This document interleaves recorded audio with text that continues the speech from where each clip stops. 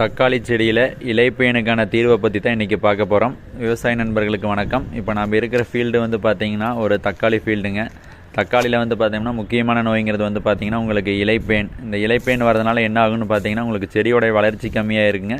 செடி வந்து பார்த்திங்கன்னா ஒரு முரளை வாஞ்ச செடி மாதிரி இருக்குங்க. இதில் வந்து பார்த்தோம்னா பூ எடுக்கிறது கம்மியாக இருக்கும், ப்ளஸ் காய் காய்க்கிறது வந்து பார்த்திங்கன்னா ரொம்ப கம்மியாக இருக்கும். ஸோ இப்போ இந்த இலைப்பேன் என்ன பண்ணும் அப்படின்னு பார்த்தீங்கன்னா, அதாவது தலையோடைய மேற்பரப்பில் இருக்கிற அந்த பச்சையத்தை உறிஞ்சு சாப்பிட்டுட்டுங்க உங்களுக்கு அது ஒரு கழிவை வெளியிடும். அது வந்து பார்த்தோம்னா வெள்ளை கலரில் ஒரு பேட்டர்ன் மாதிரி ஃபார்ம் ஆகிருக்குங்க.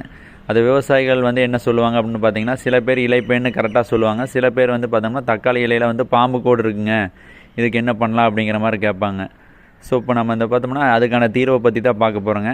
இதுக்கு என்ன பண்ணணும்னு பார்த்தீங்கன்னா, நீங்கள் இயர்லி ஸ்டேஜாக, அதாவது அந்த உங்களுக்கு அந்த இலைப்பேன் ஸ்டார்ட் ஆகிறதுக்கு முன்னாலேயே வந்து பார்த்தீங்கன்னா 10 லிட்டர் தண்ணிக்கு 16 மில்லி சின்வாவும் 10 லிட்டர் தண்ணிக்கு 30 கிராம் சல்ஃபரும் இது ரெண்டையும் கலந்து நீங்கள் மேலே ஸ்ப்ரே பண்ணலாங்க. இலைப்பேனுக்கு நீங்கள் அடிக்க போகும்போது வந்து பார்த்தீங்கன்னா நல்லா வெயில் டைமில் அடிக்கணுங்க.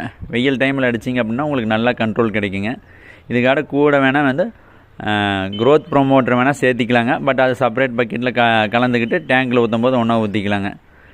மேலும் இதுபோல் விவசாயம் சம்பந்தமான தகவலை தெரிந்து கொள்ள நமது கட்டுத்துறை யூடியூப் மற்றும் இன்ஸ்டாகிராம் சேனலை சப்ஸ்கிரைப் செய்யுங்கள். நன்றி.